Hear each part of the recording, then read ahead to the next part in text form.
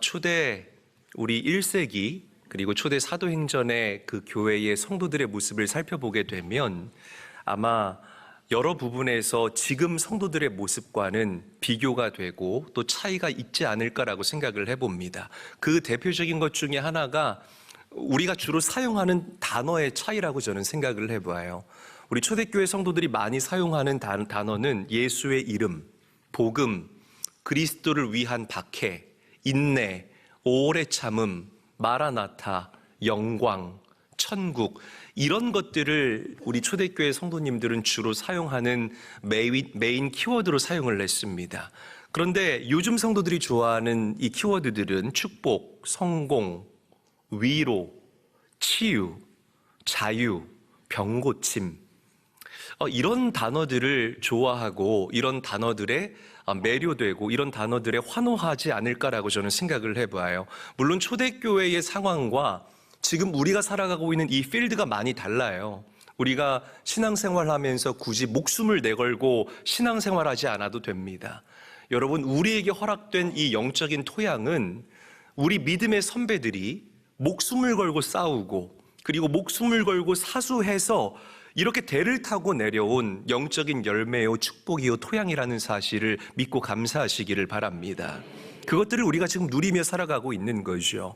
그런데 이렇게 복받기를 좋아하는 저와 여러분들에게 예수님께서는 천국 백성의 마지막 복된 성품을 이야기를 하시면서 이렇게 이야기를 하십니다. 의를 위하여 박해를 받는 자는 복이 있나니 천국이 그들의 것임이라. 한번 저를 따라하죠. 의를 위하여 박해를 받는 자는 복이 있나니 의를 위하여 박해를 받는 자는 복이 있나니 천국이 그들의 것임이라. 천국이 그들의 것임이라. 만약 여러분들이 세상과 그저 적당히 타협하며 살아가면 우리가 굳이 박해를 받을 필요가 없습니다. 그런데 여러분들이 진짜 하나님의 의, real righteousness, 그 하나님의 진실된 의를 추구하며 살아가고 그리고 정말 예수님을 위해 살아가고자 한다면 박해와 고난은 필연적인 것이다라고 성경은 이야기를 하고 있다는 거죠. 여러분, 우리는요 삶의 필드에서 하루에도 몇 번씩 고민을 해요. 선택의 기로에 놓인다는 거죠. 예수님이냐 세상이냐, 예수님이냐 세상이냐. 그래, 오늘 회식이야. 연말에 회식 많이 하죠. 회식인데 이거 직장 상사가 나한테 고생했다고 따라주는 술인데 내가 인천제일교회 집사고 권사인데 이거 마셔야 되나 말아야 되나. 해요, 안 해요? 해요. 한다고 말씀하시는 분들은 정말 솔직한 분들입니다. 이런 고민들이, 이런 선택의 순간들이 여러분들을 찾아오지 않습니까? 우리의 사업장이 요즘 경기가 얼마나 어려워요. 참 우리 사업하시는 분들에게 하나님의 위로가 있기를 원합니다. 참 얼마나 어렵습니까? 그런데 발주가 들어온 거예요. 야, 진짜 오랜만에 들어온 발주구나. 이 가뭄에 정말 하나님이 단비를 내려주시는구나. 내가 이 발주 받은 거 가지고 이 사람, 이런 표현 죄송합니다. 설교 용어는 아니지만 이 사람 눈탱이를 쳐가지고 내가 많은 재화를 창출해야 되느냐, 아니면 그럼에도 불구하고 믿음의 사람답게 내가 정직하게 장사해야 되느냐. 이런 선택, 이런 고민의 순간들이요 수도 없이 여러분들의 인생을 녹화한다라는 것입니다. 여러분, 통계적으로 봤을 때에 우리 대한민국의 개신교인 비율이요 18% 정도가 된다고 합니다. 그런데 놀라운 것은 내가 믿는 사람입니다, 내가 하나님의 사람입니다 라고 떳떳하게 드러내놓고 믿음 생활하는 사람들은 2%도 안 된다는 거죠. 그러나 여러분, 오늘 그 생각과 그 마음을 바꾸셔야 합니다. 내가 무언가를 사랑한다는 것은 내가 사랑하는 대상의 대변인이 된다라는 것, 그리고 내가 사랑하는 대상을 위해서 싸울 수 있는 상태가 된다라는 것을 의미하는 거예요. 만약에 판사나 검사가 정의를 사랑한다면 이 사람들은 부정부패와 끝까지 맞서 싸울 겁니다. 이런 가정을 해볼 수가 있네요. 저와 제 아내가 이렇게 밤중에, 물론 그런 일은 없지만 밤중에 길을 돌아다니다가 어머 글쎄 건달 무리들을 만났네. 영화에서처럼 저와 제 아내를 뺑 둘러싸고 그림 좋은데 그 여자를 나에게 넘기시오. 이러면 제가 뭐라고 얘기해야 됩니까? 안 그래도 피곤했는데 데려가십시오. 그래야 됩니까? 아니라는 거죠, 여러분. 너 하나는 내가 죽이고 내가 간다. 이 정도의 필사의 각오로 저는 맞서 싸울 겁니다. 왜? 사랑하기 때문에 그렇다라는 겁니다. 여러분, 영적으로도 똑같아요. 여러분 정말 예수님 사랑하십니까? 정말 엎드려 절박기식 아멘 말고요. 진짜 진실되게 여러분들에게 물어보고 한번 대답해 보세요. 여러분 예수님 사랑하십니까? 정말로 사랑하십니까? 우리가 정말 예수님 사랑한다면 예수님 때문에 찾아오는 핍박과 어려움과 고난도 우리가 기꺼이 감내할 수 있는 성도들로 이 땅을 살아가야 된다라는 것입니다. 예수님의 대변자가 되어주시고 예수님 때문에 싸울 수 있는 성도로 이 땅을 살아가야 할 줄로 믿으시기를 바랍니다.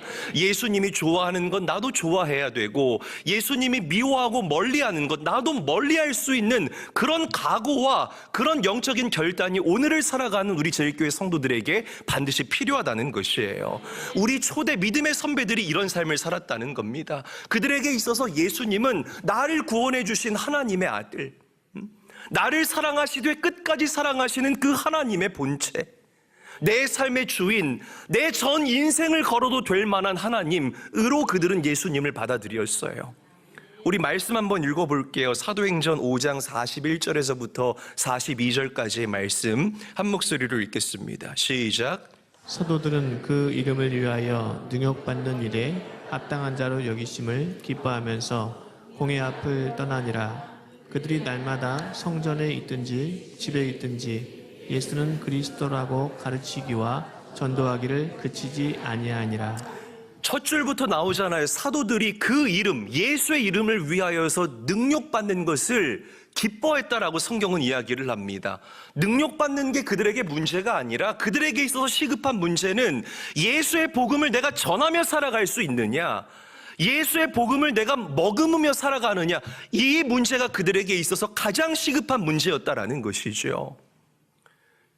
오늘 여러분들에게 다시 질문드립니다. 사랑하는 제일교회 성도 여러분, 여러분들은 예수님이 하나님의 아들이시요 나의 인생의 구원자가 되심을 믿으십니까?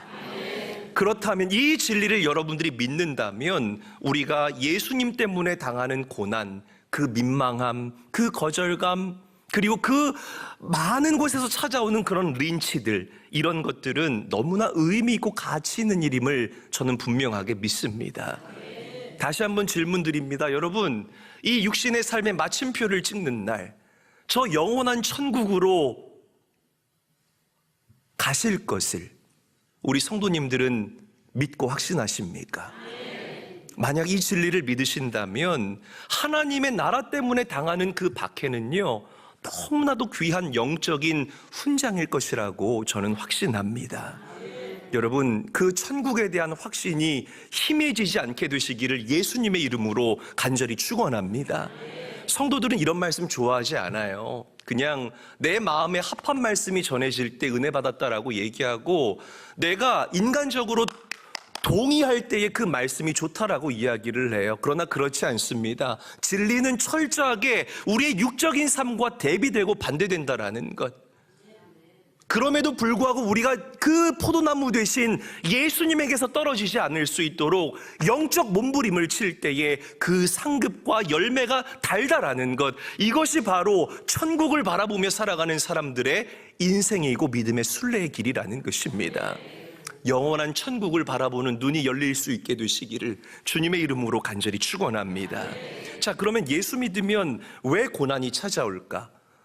예수 믿으면 복 받고 싶고 물질의 복도 받고 싶고 건강하고 싶고 내 자녀들 잘 되고 싶고 여러분 그러기를 원하잖아요. 저도 우리 성도님들이 그렇게 살기를 원합니다. 그런데 고난이 찾아온다는 거예요. 왜 그럴까? 왜 그럴까? 자, 보세요. 말씀 한번 읽어보죠. 마가복음 10장 29절에서부터 30절까지의 말씀 시작. 예수께서 이르시되 내가 진실로 너희에게 이르노니 나와 복음을 위하여 집이나 형제나 자매나 어머니나 아버지나 자식이나 전토를 벌인 자는 현세에 있어 집과 형제와 자매와 어머니와 자식과 전토를 100배나 받되 박해를 겸하여 받고 내세의 영생을 받지 못할 자가 없느니라. 자, 빨간 글씨 보면 100배나 받되라고 돼 있잖아요. 사실 우리의 마음은 여기서 끝났으면 좋겠죠. 100배나 받을지어다 막 두 손 들고 아멘 할 거예요, 여러분. 그런데 100배나 받되 뭘 겸하여서 받아요?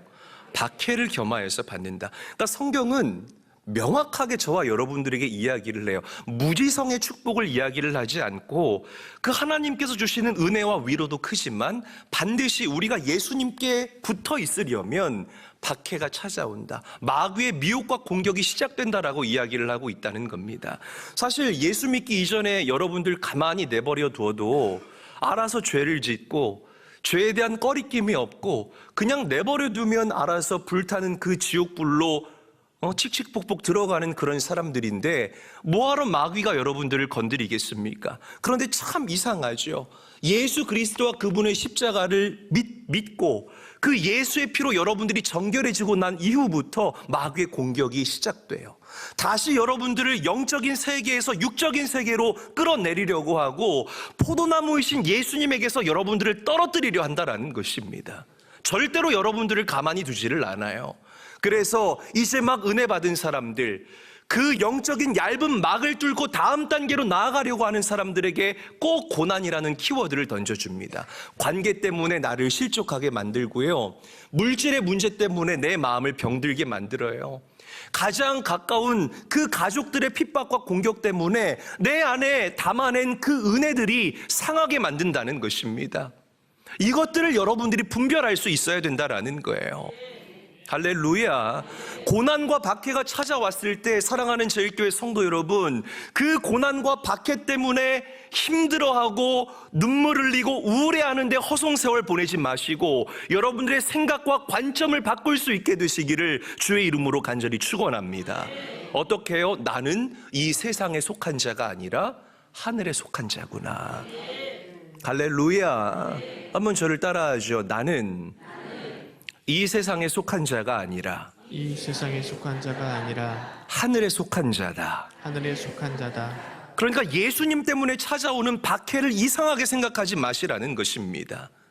여러분, 이 박해와 고난을 이겨낼 때에, 그리고 브레이크스루, 돌파해낼 때에 하나님의 더 크신 위로와 열매들이 우리 성도들을 기다리고 있다는 사실을 믿으시기를 바랍니다. 자, 그렇다면 무엇이 의를 위한 박해일까? 자, 우리 11절 말씀 함께 한번 읽어보겠습니다. 시작. 나로 말미암아 너희를 욕하고 박해하고 거짓으로 너희를 거슬러 모든 악한 말을 할 때에는 너희에게 복이 있나니. 아멘. 자, 빨간 글씨 정확하게 성경이 언급하죠. 나로 말미암아. 여기서 말하는 나가 누굴까요? 예수님을 얘기를 하는 거예요. 예수님 때문에 당하는 그런 고난들, 예수님을 추구하는 인생, 그것이 바로 의라는 것입니다. 아멘이 되십니까, 여러분?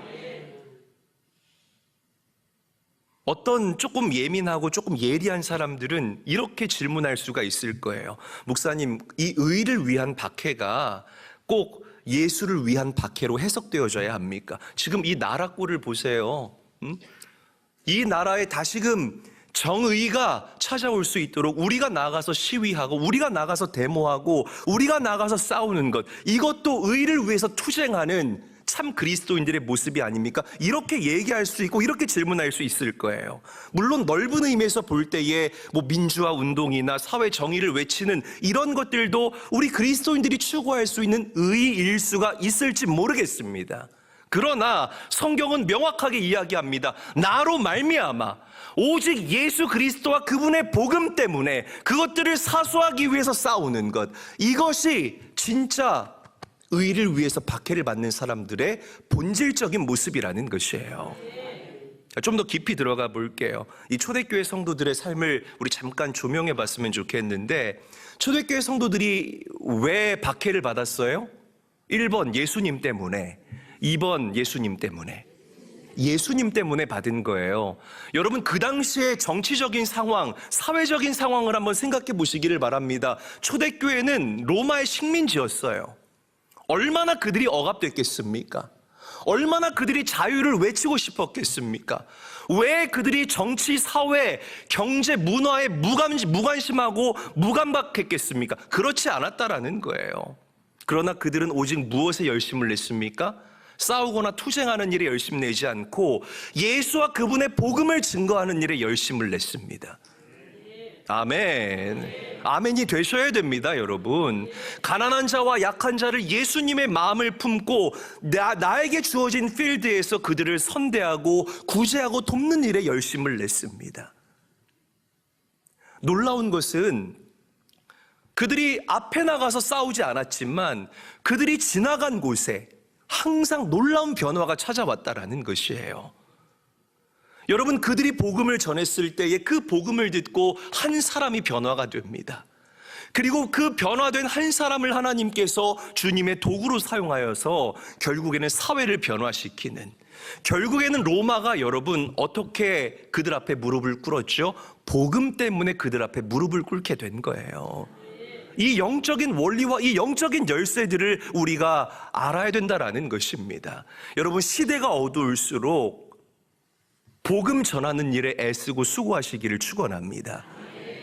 여러분들의 증거하는 그 확신과 복음, 내 안에 있는 그 예수님 때문에 생겨난 삶의 메시지들, 이러한 것들 때문에 정말 사회가 깨끗해질 수가 있어요. 성경은 이야기합니다. 의를 위해서 박해를 받는 자는 천국을 소유하게 된다라고 명확하게 이야기를 해요. 이 말은 우리가 단순히 죽어서 천국 간다라는 것을 의미하는 것이 아니에요. 이 땅을 살지만 이 땅에서 우리가 천국을 누리며 살 수 있다라는 것을 의미하는 것입니다. 여러분, 그 성경을 한번 자세히 읽어보세요.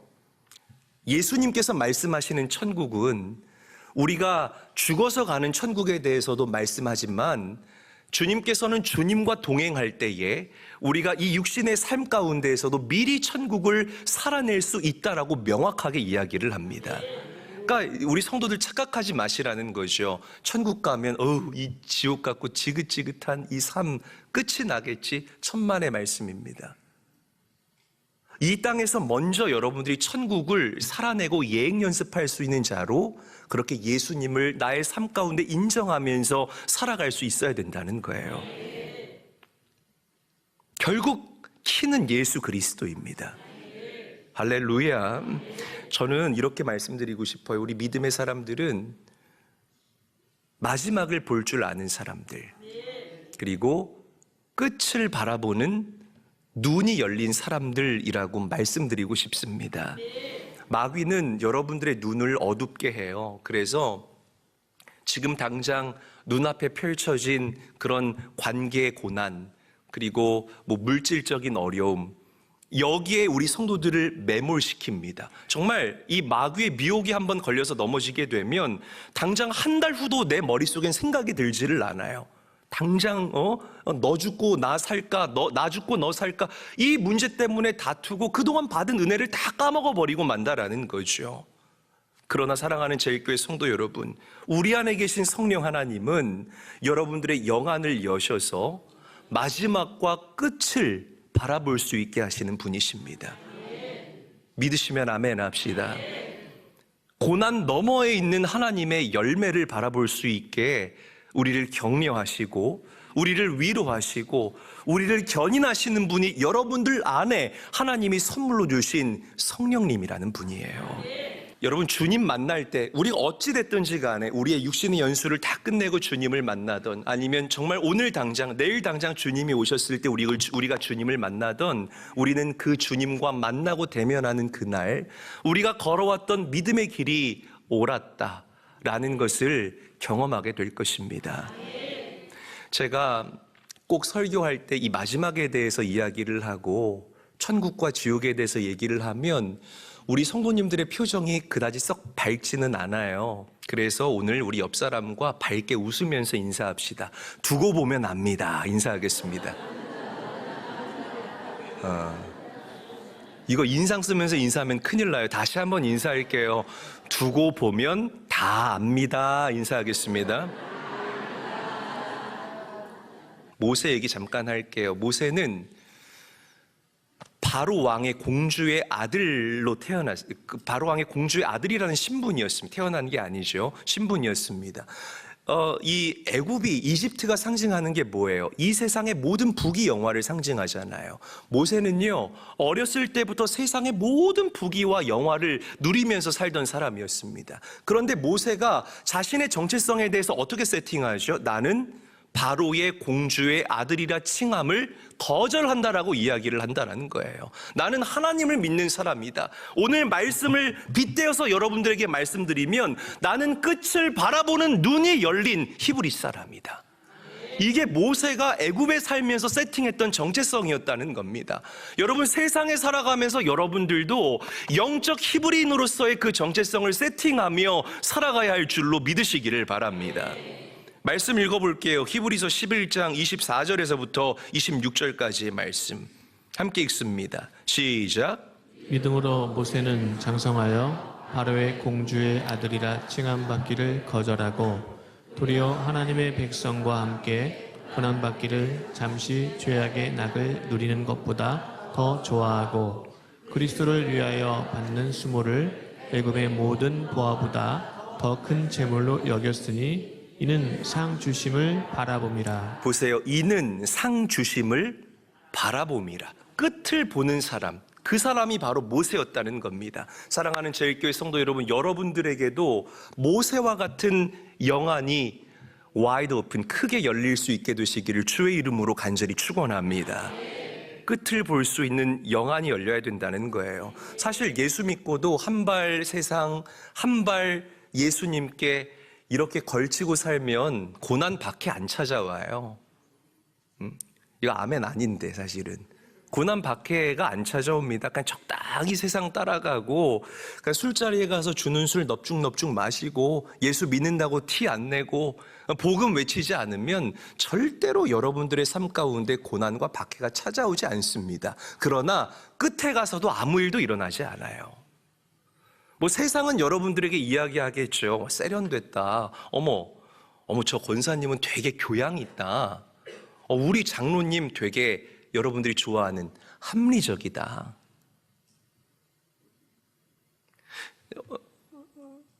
세상의 칭찬에 마음이 녹는 성도들입니까? 아니면 하나님의 칭찬에 마음이 녹는 사람들입니까? 우리는요, 하나님의 칭찬에 마음이 녹을 수 있는 사람이 되어야 합니다. 여러분, 저는 목회할 때 정말 하나님께 들을 그 칭찬 바라보면서 목회합니다. 여러분들도 저와 같았으면 좋겠다는 거죠. 세상 칭찬과 세상 그 자리에 마음이 녹는 사람이 되는 것이 아니라 예수님의 칭찬에 마음 녹고 예수님의 인정에 내 마음에 큰 위로가 찾아오게 되는, 내가 정말 다시 주님을 만났을 때에 어린 양 되신 예수님께서 여러분들이 육신의 삶을 살았을 때 했던 그 수고와 모든 눈물들을 아시고 닦아주시고 위로해 주시는 그날만을 기대하면서 살아갈 수 있는 제일교회 모든 성도님들이 되시기를 주의 이름으로 간절히 축원합니다. 말씀을 정리하죠. 여러분, 예수 잘 믿으면 박해가 찾아와요. 그러나 박해 너머에 있는 축복과 상급은 이 세상의 그 어떤 억만금과도 비길 수 없는 하나님의 선물이라는 사실을 믿으시기를 바랍니다. 예수님을 사랑하며 살아가십시오. 아멘. 정말 저의 바람입니다. 우리 제일교회 안에는 예수님을 사랑하는 자들이 구름처럼 벌처럼 모였으면 좋겠어요. 그리고 그 복음을 사랑하는 자들이 증거하고 외치는 그 삶의 메시지와 십자가 복음에 대한 확신 때문에 이 세상이 점진적으로 정화되어지는 놀라운 역사가 이 교회에서부터, 문현동의 변두리잖아요. 그죠? 저는 처음에 여기 올 때 이 앞에 여기 있어서 좋겠다. 근데 변두리더라고요. 나중에 지도를 보니까. 근데 참 감사한 건 여러분, 모든 기독교의 역사는 변두리에서 시작됩니다. 그렇죠. 베들레헴이라는 변두리에서 예수님이 태어나시고 그 베들레헴이라는 변두리에서 태어난 예수님이 예루살렘을 변화시키고, 아멘. 초대교회 보세요. 그 변두리에 있는 그 한 진짜 120명도 안 되는 하나님의 사람들이 세상을 진동케 하는 영적인 기염을 토해내지 않습니까? 변두리의 영성. 이 변두리에 위치해 있지만 예수님을 사랑하고 복음을 사모하는 우리 제일교회 성도들 한 사람 한 사람 때문에 여러분들의 가정이 변화하고 일터가 변하고 이 혼란한 나라가 정화되는 놀라운 역사가 일어나게 될 수 있기를, 여러분들로부터 시작될 수 있게 되기를 주님의 이름으로 간절히 축원합니다.